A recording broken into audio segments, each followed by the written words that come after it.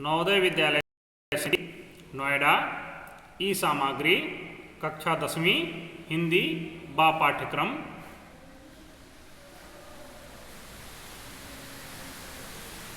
प्रिय छात्रों, सभी को सुप्रभात। आज मैं 10वीं कक्षा के पाठ्यक्रम में सम्मिलित कविता मनुष्यता, जिसके कवि राष्ट्रकवि मैथिली शरण गुप्त जी हैं, उसकी व्याख्या करूंगा। उसका सामाजिक अभिप्राय और उसका सामाजिक संदेश सभी मैं आप सबको बताऊंगा। प्रस्तुतकर्ता अनिल कुमार, टीजीटी हिंदी, जवाहर नवोदय विद्यालय नलगोंडा। प्रिय छात्रों, सबसे पहले कविता के कवि से आप सबको परिचित कराऊंगा। इस कविता के कवि राष्ट्रकवि मैथिली शरण गुप्त जी हैं। राष्ट्रकवि मैथिली शरण गुप्त जी का जन्म 1886 ईस्वी में झांसी के नज़दीक चिरगांव में हुआ था। इनकी शिक्षा दीक्षा घर पर ही हुई। अंग्रेजी, संस्कृत, बांग्ला व मराठी भाषा पर इनका समान अधिकार था। गुप्त जी राष्ट्रीयता के साथ साथ राम भक्त कवि थे। राम का यशोगान इनकी चिर संचित आकांक्षा रही। इन्होंने अपनी कविता के माध्यम से भारतीय जीवन को समग्रता में समझने और प्रस्तुत करने का भी यथासंभव प्रयास किया। गुप्त जी की काव्य भाषा विशुद्ध खड़ी बोली है। इनकी भाषा संस्कृत से प्रभावित है। गुप्त जी की प्रमुख कृतियाँ भारत भारती, साकेत, यशोधरा, जयद्रथवत आदि हैं। इनका देहावसान 78 वर्ष की आयु में वर्ष 1964 में दिल का दौरा पड़ने के कारण हुआ। प्रिय छात्रों, अब मैं आपको इस पाठ की रूपरेखा के बारे में बताऊंगा। छात्रों, मनुष्यता कविता एक लंबी कविता है, जिसको कवि ने 8 काव्यांशों में विभक्त किया है। कविता की मूल पृष्ठभूमि परहित पर आधारित है। परहित की भावना जो होती है बहुत प्रमुख है। साहित्य में परहित का गुणगान बहुत किया गया है। परहित का मतलब होता है अपने लिए कम, दूसरों के लिए ज़्यादा जीने से है। परहित का गुणगान करते हुए मध्यकालीन कवि गोस्वामी तुलसीदास को मैं उद्धृत करना चाहूँगा। उन्होंने परहित का बहुत ही गुणगान किया है। रामचरितमानस के अनेक पृष्ठों पर परहित की भावना जो है सर्वप्रमुख रूप से परिलक्षित होती है। उन्होंने लिखा है, परहित सरिस धर्म नहीं भाई, पर पीड़ा सम नहीं अधमाई। यानी परहित के समान दूसरा कोई धर्म ही नहीं है। और एक जगह और उन्होंने यहाँ तक लिख दिया कि परहित बस जिनके मन माही, तिन कहूँ जग कछ दुर्लभ नाही। यानी एक जगह तो कहा परहित सरिस धर्म नहीं भाई, पर पीड़ा सम नहीं अधमाई। दूसरे जगह लिखा है, परहित बस जिनके मन माही, तिन कहूँ जग कछ दुर्लभ नाही। एक अन्य स्थान पर परहित की महिमा का गान करते हुए उन्होंने लिखा है, परहित बस जिनके मन माही, संतत संत प्रशंसहि ताहि। जिस व्यक्ति के अंदर परहित की भावना है, दूसरों का कल्याण करना, लोक के कल्याण की भावना उसमें निहित है, यानी लोक कल्याण, सामाजिक कल्याण उसका प्रमुख उद्देश्य है, उसी का मनुष्य का इस संसार में जीवन उसी मनुष्य का इस संसार में जीवन सार्थक है, उपयुक्त है। तो ये पूरी की पूरी कविता परहित की भावना से ओतप्रोत है। प्रस्तुत कविता में मनुष्य को परोपकार, राष्ट्रहित और उदारता की भावना को अपने जीवन में अपनाने के लिए प्रेरित किया गया है। इस कविता में स्व की भूमि से उठकर पर की भूमि तक जाने के लिए प्रत्येक व्यक्ति को संबोधित किया गया है। कवि ने मानवता यानी मनुष्यता के पूरे पूरे लक्षण उसी मनुष्य में माने हैं, जिसमें अपने और अपनों के हित चिंतन से कहीं पहले और सर्वोपरि दूसरों का हित चिंतन हो। दूसरों के लिए जीना ही परहित का सबसे प्रमुख उदाहरण है। प्रिय छात्रों, अब मैं आपको इस कविता के रूपरेखा के पश्चात मैं आप इस कविता की व्याख्या करने जा रहा हूं और इसका प्रथम काव्यांश है जो इस प्रकार से है।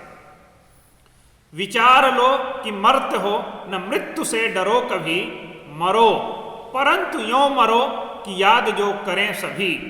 हुई न यों सुमृत्यु तो वृथा मरे वृथा जिए, मरा नहीं वही कि जो जिया न आपके लिए। वही पशु प्रवृत्ति है कि आप ही चरे, वही मनुष्य है कि जो मनुष्य के लिए मरे। प्रिय छात्रों, इसका भावार्थ इस प्रकार से है। मर्त मरणशील, जिसका मरना तय है। सुमृत्यु मतलब गौरवशाली मृत्यु। वृथा मतलब बेकार, व्यर्थ। पशु प्रवृत्ति पशु जैसा स्वभाव या पशु जैसा आचरण। चरना चरना मतलब होता है उदर पूर्ति करना या भोग करना, खाए पिए। प्रिय छात्रों, अब मैं इस काव्यांश का भावार्थ आपको बताने जा रहा हूं। इस काव्यांश का भावार्थ इस प्रकार से है। कवि इसमें बताना चाहता है कि मनुष्य के जीवन के महत्व पर प्रकाश डालते हुए कवि कहता है कि मानव जीवन नश्वर है, हर मनुष्य मरणशील है। जिसका जन्म हुआ है उसकी मृत्यु भी सुनिश्चित है, यानी अवश्य होनी है। इसलिए जब मृत्यु निश्चित है तो फिर उससे भयभीत क्यों? यानी जब हमारी मृत्यु निश्चित है तो हमें मृत्यु से डरना नहीं चाहिए। हमारी मृत्यु ऐसी होनी चाहिए कि मृत्यु के उपरांत भी लोग हमारे महान कार्यों के लिए हमें सदैव स्मरण करें। कोई ऐसा महान और गौरवशाली काम करते करते मरो ताकि तुम्हारी मृत्यु गौरवशाली मृत्यु कहलाए। हमारी मृत्यु के पश्चात लोग याद नहीं करते और हमारी याद में आंसू नहीं बहाते तो हमारा जीवन और मरण दोनों ही व्यर्थ है। हमारी मृत्यु भी लोक कल्याण के हितार्थ होनी चाहिए। जो मनुष्य अपने जीवन में लोक मंगलकारी कार्य में अपना समय नहीं बिताते उनका जीवन पशु तुल्य होता है, क्योंकि मात्र पशु ही अपने व्यक्तिगत स्वार्थ की पूर्ति हेतु जीवन जीता है। सच्चा मनुष्य वह है जो संपूर्ण मनुष्यता के लिए जीता है और मरता है। इसलिए वास्तव में मनुष्य कहलाने का अधिकारी वही है जिसमें स्वार्थ भाव के स्थान पर परमार्थ भाव है, जो दूसरों के हित पूर्ति के लिए अपना जीवन जीता है। अपने लिए तो पशु पक्षी सभी जीते हैं, लेकिन दूसरों के लिए जीना बहुत कठिन होता है। इस काव्यांश में कवि यही बताना चाहता है, हमें अपने लिए तो जीना ही जीना है, साथ ही साथ हमें अपने परिवार, अपने समाज, अपने देश और का भी ध्यान रखना चाहिए। उसके लिए भी हमें जीना चाहिए। इसीलिए रामचरितमानस में गोस्वामी तुलसीदास जी ने जब राम के जन्म का उद्देश्य बताया है तो उन्होंने यही लिखा है कि राम जन्म जग मंगल हेतु। उनके राम का जन्म ही लोक के कल्याण के लिए होता है, यानी लोक कल्याण ही इस कविता का, इस काव्यांश का प्रमुख ध्येय है। इस कविता की टेक पंक्ति ही है, इस कविता के कवि की टेक पंक्ति ही है कि वही मनुष्य है जो मनुष्य के लिए मरे। यानी वास्तव में मनुष्य वही है जो मनुष्य के लिए मरे। मनुष्य के लिए मरे मतलब मनुष्य के लिए मरना, दूसरे मनुष्यों के लिए, उसके कल्याण के लिए, उसकी भलाई के लिए कुछ कार्य करे। प्रिय छात्रों, दूसरा काव्यांश इस प्रकार से है। उसी उदार की कथा सरस्वती बखानती, उसी उदार से धरा कृतार्थ भाव मानती। उसी उदार की सदा सजीव कीर्ति गूंजती, तथा उसी उदार को समस्त सृष्टि पूजती। अखंड आत्म भाव जो असीम विश्व में भरे, वही मनुष्य है जो मनुष्य के लिए मरे। प्रिय छात्रों, इसका शब्दार्थ इस प्रकार से है। उदार दानी या सहृदय, बखानना वर्णन करना, धरा पृथ्वी धरती, कृतार्थ धन्य होने का भाव, सौभाग्य, कीर्ति मतलब होता है यश, सृष्टि संसार या ब्रह्मांड। पूजति गूंजती, पूजति मतलब सम्मान करना होता है। असीम का अर्थ होता है अनंत या विशाल। विश्व संसार। अखंड आत्मभाव यानी अखंड आत्मभाव का अर्थ होता है सब में अपना दर्शन करना। छात्रों, इस काव्यांश का भावार्थ इस प्रकार से है। कवि इस काव्यांश में प्रकार के पौराणिक उदाहरणों के माध्यम से दानशीलता की पराकाष्ठा को दिखाना चाहता है कि हमारे देश भारत भूमि में ऐसे ऐसे दानवीर पैदा हुए हैं जिन्होंने दान के सम्मुख अपने मृत्यु का भी चिंतन नहीं किया है, मृत्यु को भी दान में दे दिया है। तो ऐसे महापुरुषों से हमारी यह भारत भूमि भरी पड़ी है। उनमें से कुछ पौराणिक उदाहरणों को कवि ने इस काव्यांश में दिखाया है। प्रिय छात्रों, इसका भावार्थ इस प्रकार से है।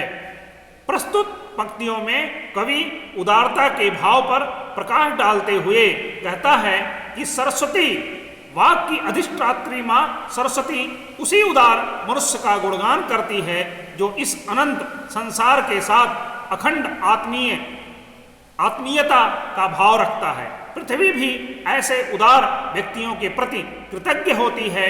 संसार भर में उनकी कीर्ति का यशोगान होता है। सब व्यक्ति उस उदार चेतना का सम्मान करते हैं। कवि का मानना है कि यही वह भाव है जिससे वैश्विक एकता और अखंडता को एक नई दिशा मिलती है। वही मनुष्य, कवि बार बार कहता है, वही मनुष्य सच्चे अर्थों में मनुष्य कहलाने का अधिकारी होता है जो मनुष्य की रक्षा के निमित्त अपने प्राणों का बलिदान दे देते हैं। तो पूरी कविता जो है परहित की भावना से ओतप्रोत है। प्रिय छात्रों, इस काव्यांश का तीसरा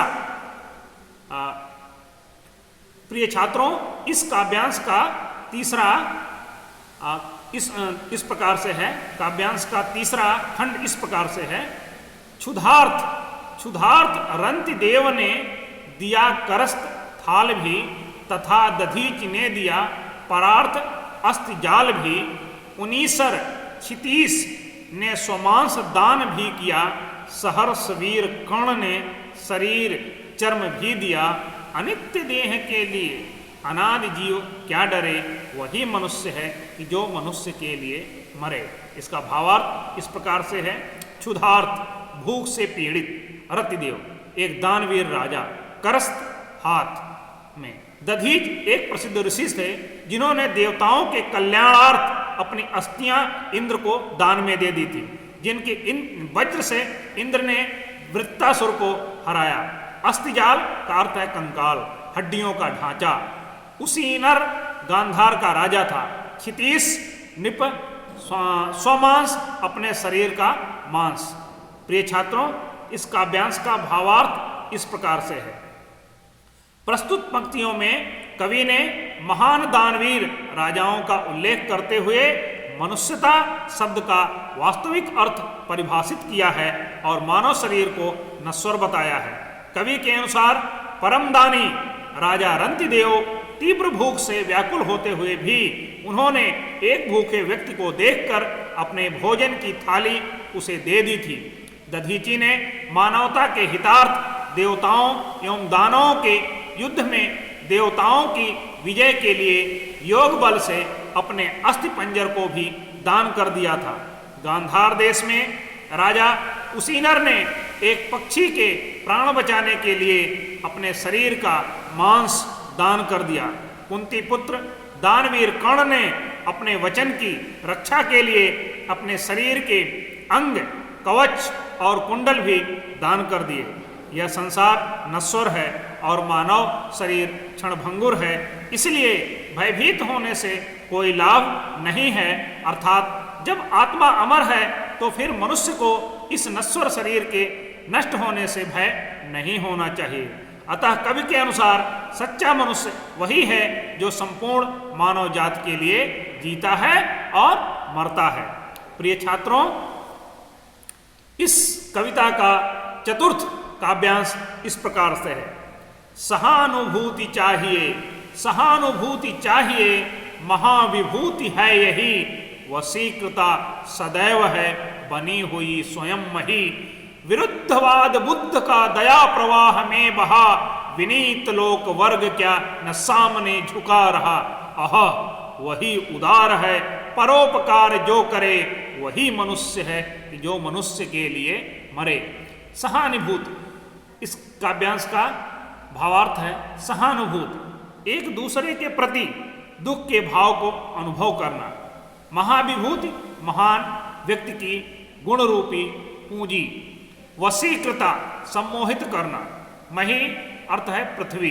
विरुद्धवाद मतलब होता है विरुद्धवाद, मतलब होता है विरोधी बातें। विनीत मतलब विनम्र, झुका हुआ।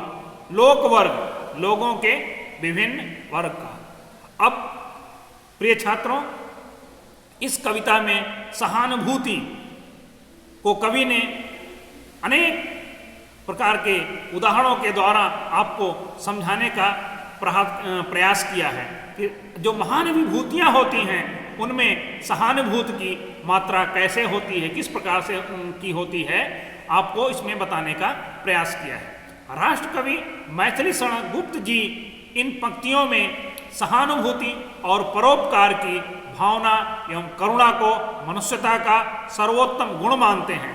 कवि ने इसी गुण को महाविभूति के नाम से विभूषित किया है।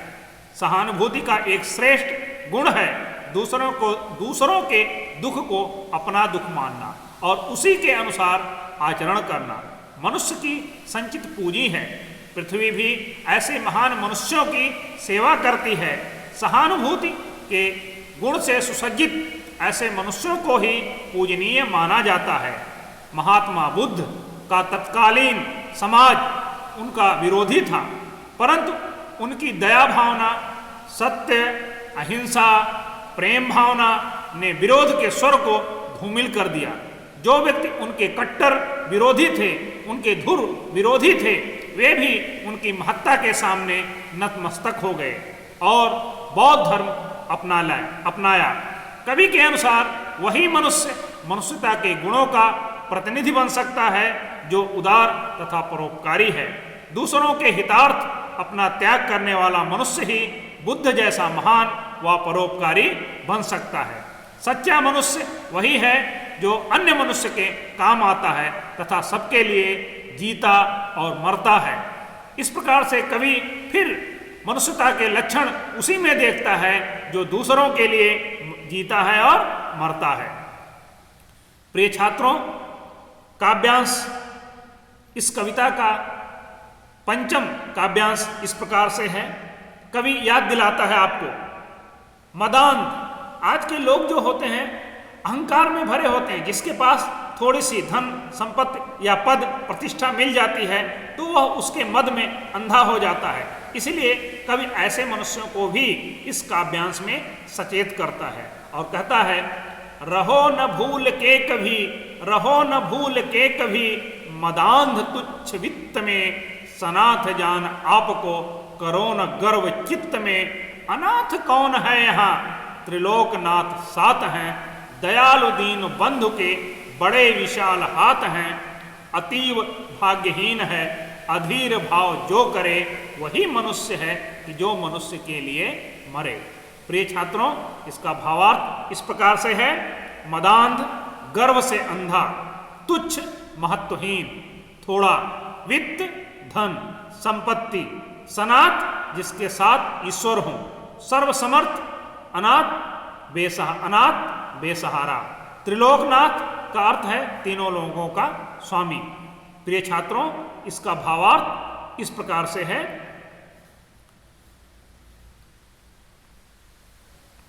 इस कविता में की पंक्तियों में कवि धन के उन्माद में अहंकारी ना होने की प्रेरणा दी है। कभी कभी कहा भी है, तुलसीदास जी ने भी लिखा है कि को नहीं अस जन्मा जगमाही, प्रभुता पाही जाहि मद नाही। यानी इस संसार में सुर नर मुनि कोई भी ऐसा नहीं है जिसको पद और प्रतिष्ठा पा करके अहंकार या घमंड ना हुआ है। कवि का उद्देश्य है ऐसे मनुष्यों को ही वो संबोधित करना चाहता है कि आप पद प्रतिष्ठा और धन कि अहंकार में आप अहंकारी मत बन जाइए, मानवता को मत भूल जाइए। प्रस्तुत पंक्तियों में कवि ने धन के उन्माद में अहंकारी ना होने की प्रेरणा दी है। कवि के अनुसार धन की प्राप्ति कोई बहुत बड़ी उपलब्धि नहीं है, यह मात्र एक तुच्छ उपलब्धि है। इस पर कभी भूल कर भी घमंड मत करना। धन के बल पर या सांसारिक दृष्टि से स्वयं को सुरक्षित अनुभव करके अपने मन में अभिमान ना करना। यह ना सोचना कि तुम तो सनाथ हो, धन या परिवारजन तुम्हारे नाथ हैं जो तुम्हारी रक्षा कर लेंगे। सोच कर देखो कि संसार में कोई अनाथ नहीं है, सबके सिर पर भगवान त्रिलोकीनाथ का साया है।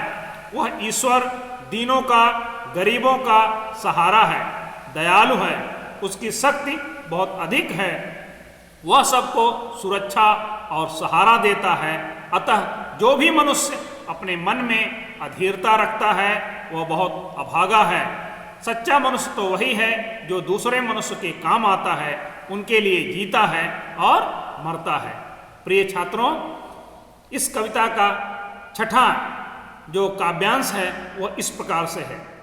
अनंत अंतरिक्ष में अनंत देव हैं खड़े, समच्छ ही स्वबाहु जो बढ़ा रहे बड़े बड़े।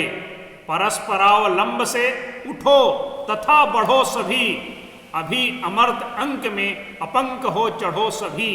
रहो न यों कि एक से न काम और का सरे, वही मनुष्य है कि जो मनुष्य के लिए मरे। इसका भावार्थ इस प्रकार से है।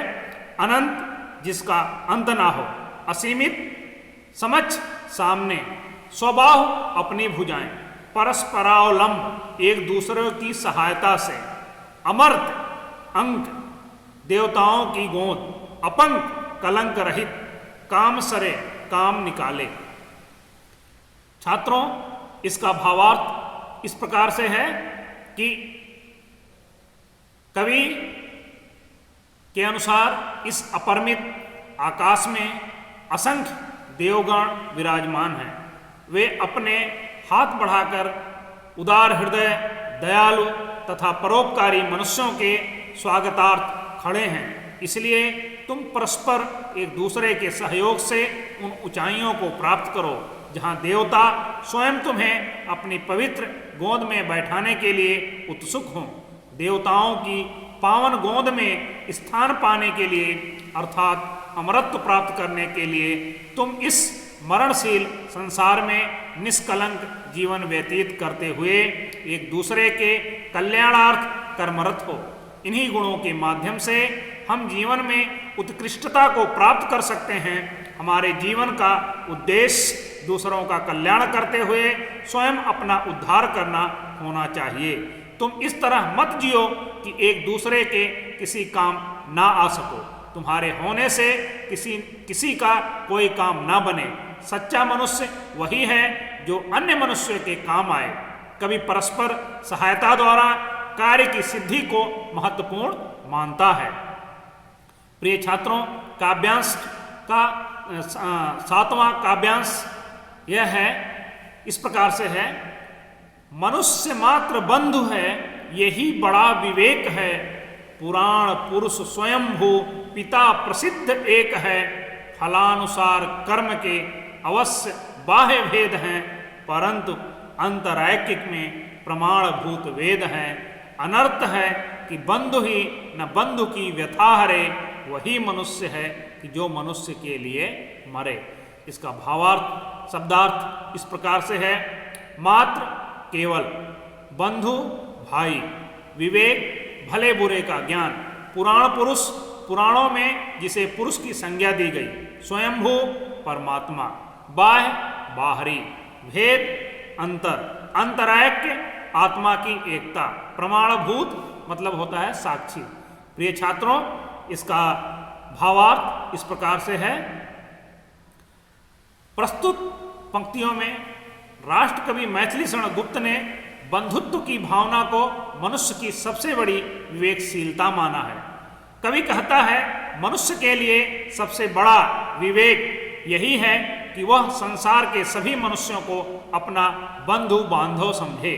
पुराणों के अनुसार सभी मनुष्यों का एक ही पिता है, वह स्वयंभू है, परमात्मा है। यह ठीक है कि विविध कर्मों के फलानुसार सब आपस में भिन्न हैं, अर्थात जिसने जैसे कर्म किए उसे वैसा ही जन्म मिला, परंतु आंतरिक दृष्टि से सभी एक हैं, समान हैं। स्वयं वेद इस आंतरिक एकता के साक्षी हैं। अतः संसार में सबसे बड़ा पाप है कि कोई व्यक्ति अपने बंधु का कष्ट ना हरे। सच्चा मनुष्य वही है कि जो अन्य मनुष्यों के लिए जीता है और मरता है। कवि बहुत बड़ा वैष्णव भक्त है, इसलिए वह पुनर्जन्म में कर्म के अनुसार पुनर्जन्म की अवधारणा में भी विश्वास करता है, क्योंकि उसका मानना है कि व्यक्ति जो है अपने कर्म के अनुसार बार बार जन्म लेता है, अपने कर्म के अनुसार उसको जन्म का फल मिलता है। जैसा कर्म करता है उसे उस प्रकार का जन्म मिलता है, उसी प्रकार कर्म के अनुसार ही उसको जन्म मिलता है। लेकिन सभी के मूल में वह परमात्मा है, वह स्वयंभू है जिसने उसकी रचना की है। इसीलिए कवि कहता है हमें किसी से भी घृणा द्वेष नहीं करना चाहिए, सभी के साथ अच्छा व्यवहार करना चाहिए, अच्छा बर्ताव करना चाहिए और सभी की भलाई के लिए, सभी के कल्याण के लिए, समाज के कल्याण के लिए, लोक के कल्याण के लिए हमें जो है उद्योग करना चाहिए, परिश्रम करना चाहिए। प्रिय छात्रों, काव्यांश का इस कविता का आठवां और अंतिम काव्यांश इस प्रकार से है।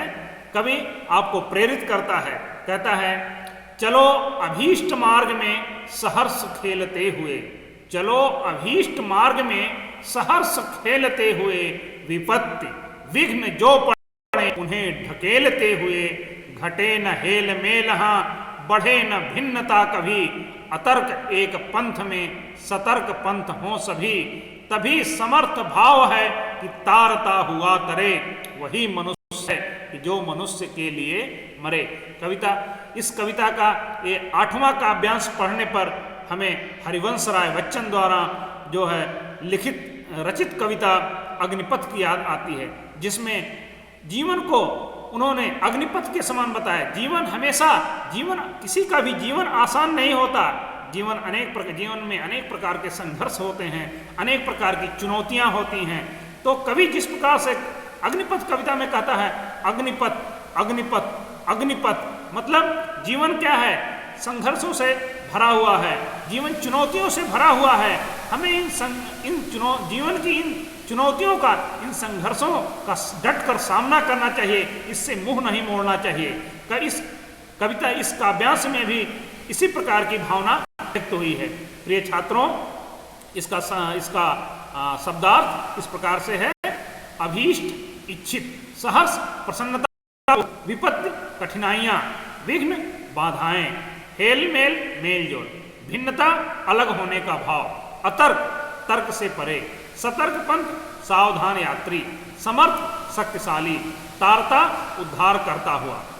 प्रिय छात्रों, इस पूरे काव्यांश में कवि जीवन को आसान नहीं बताता। जीवन के रास्ते कांटों से भरे हुए हैं, लेकिन इन कांटों से भरे हुए रास्तों को हमें अपने पुरुषार्थ के द्वारा, अपने परिश्रम के द्वारा हमें इन कांटे से भरे रास्तों को फूल से भरे रास्तों में बदलना है, तब्दील करना है। कवि इसमें कहता है कि हमारा जीवन आसान नहीं है। इस जीवन में कहता है कि कवि ने संघर्षपूर्ण जीवन व्यतीत करते हुए लक्ष्य पथ की ओर आगे बढ़ते रहने की प्रेरणा दी है। कवि कहता है, हे पाठकों, तुम जीवन में जिस मार्ग पर भी चलना चाहते हो, हंसी खुशी से चलते चलो। रास्ते में जो भी संकट आए, बाधाएं आए, उन्हें ढकेलते हुए आगे बढ़ते जाओ, परंतु यह ध्यान रखो कि तुम्हारा आपसी मेल जोल ना घटे, मित्रता और एकता का भाव कम ना हो, आपस की भिन्नता में वृद्धि ना हो, मनुष्य में वर्ग, जाति, रंग, रूप, प्रांत, देश आदि के अंतर ना बढ़े। सभी मत पंथ और संप्रदाय सतर्क होकर उस तर्कातीत एकता को बढ़ाने में सहयोग दें। मनुष्य के लिए सबसे बड़ी सामर्थ्य यही है कि वह औरों का भी उद्धार करे तथा स्वयं भी तरे, वह जन कल्याण करते करते तरे। सच्चा मनुष्य वही है जो औरों के काम आए। तो इस 8वें काव्यांश में कवि ने जीवन की सभी चुनौतियों, जीवन के इसीलिए के संघर्षों को हंसते हुए उसका सामना करने की प्रेरणा देता है। प्रिय छात्रों, जीवन आसान नहीं होता, इसीलिए कभी कभी हमें जीवन की परिभाषा देते हैं तो कहते हैं संघर्ष ही जीवन है। कभी कभी हम कहते हैं संघर्ष ही जीवन है, जीवन की परिभाषा ही संघर्ष है। अगर जीवन में संघर्ष ना हो तो जीवन का कोई मूल्य नहीं है। तो संघर्षपूर्ण, चुनौतीपूर्ण जीवन को हमें स्वीकार करना है और उन चुनौतियों का सामना हंसते हुए सामना करते हुए, औरों को खुशियां प्रदान करते हुए हमें जीवन में आगे की ओर बढ़ते रहना है। प्रिय छात्रों, अब मैं आपको इस पूरी कविता का सार बताने जा रहा हूं। इस पूरी कविता का सार इस प्रकार से है। ये कविता सरल, आडंबरहीन, विशुद्ध खड़ी बोली की रचना, मनुष्यता, प्रसिद्ध कवि श्री मैथिली शरण गुप्त जी द्वारा रचित है। इस कविता में कवि ने मनुष्य को निजी स्वार्थ संबंधों से ऊपर उठकर परमार्थ हेतु जीवन जीने की प्रेरणा दी है। मानव की मृत्यु को सुमृत्यु बनाने का उन्होंने आह्वान किया है। मनुष्य यदि परोपकार, विश्वबंधुत्व, करुणा जैसे मानवों को अपना ले तथा जाति पाति, धर्म संप्रदाय की सीमाओं से ऊपर उठ जाए तो वह देवत्व को प्राप्त कर सकता है। ऐसा मनुष्य ही सच्चा मानव कहलाने के योग्य है। पूरी कविता में मानवता की सेवा के लिए अपने पाठकों को प्रेरित किया है कवि ने। कवि का एक ही लक्ष्य है, सर्वे भवन्तु सुखिनः, सर्वे सन्तु निरामयः, सर्वे भद्राणि पश्यन्ति, मां कश्चित् दुख भोग भवेत्। सबका, विश्व का कल्याण हो, सबका कल्याण हो। केवल अपने ही कल्याण की बात कवि नहीं करता है, पूरे विश्व का कल्याण हो। और इसमें मनुष्य की जीवन की सार्थकता तभी सिद्ध है जब वह अपने कल्याण के साथ साथ किसी और समाज का भी कल्याण करता है, अपने परिवार का कल्याण करता है, अपने देश का कल्याण करता है, तभी उसकी जीवन की असली सार्थकता सिद्ध होती है। मैं कविता के सार को मैं छायावाद के प्रमुख कवि जयशंकर प्रसाद जी से अगर शब्द उधार लेकर कहूँ तो कह सकता हूँ कि इस कविता का संदेश इस प्रकार से बताना चाहता है कवि कि औरों को हंसते देखो मन, औरों को हंसते देखो मन, हंसो और सुख पाओ, अपने सुख को विस्तृत कर लो, सबको सुखी बनाओ।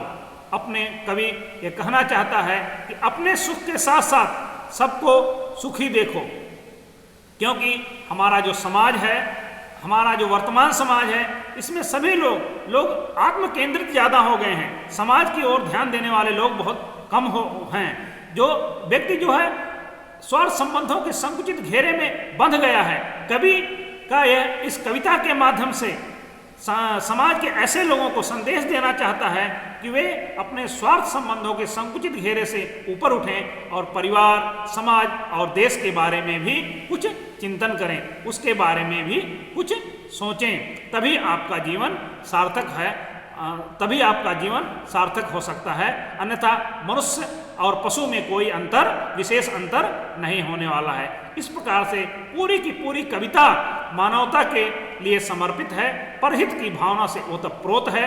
कवि सबको, इस समाज को, जो वर्ग हैं, युवा वर्ग हैं, जो पाठक हैं, सबको समाज सेवा के लिए, देश सेवा के लिए, आपस में मानवता, आपस में जात पात का भेदभाव, धर्म संप्रदाय की सीमाओं से ऊपर उठ करके मानवता की सेवा के लिए सभी का आह्वान करता है और कहता है आप भी सुखी रहें और संसार को भी सुख प्रदान करें। इसलिए इस प्रकार से इस कविता में, पूरी कविता में मानवता को समर्पित यह कविता है। इस प्रकार से कवि ने सभी को सुखी रखने की कामना प्रकट की है, इच्छा प्रकट की है। कवि, राष्ट्रकवि मैथिली शरण गुप्त जो है द्विवेदी युग के बहुत प्रसिद्ध कवि थे, क्योंकि द्विवेदी युग जागरण सुधार काल माना जाता था। उस समय में अनेक प्रकार की जो कुरीतियाँ थीं, कुप्रथाएं थीं, उन पर भी कवि ने प्रहार किया है और अनेक पौराणिक उदाहरणों के माध्यम से कवि मानवता की सेवा करने की इस कविता के माध्यम से प्रेरणा दी है। इस प्रकार से यह कविता संपन्न हुई। आप सभी को बहुत बहुत धन्यवाद, आभार।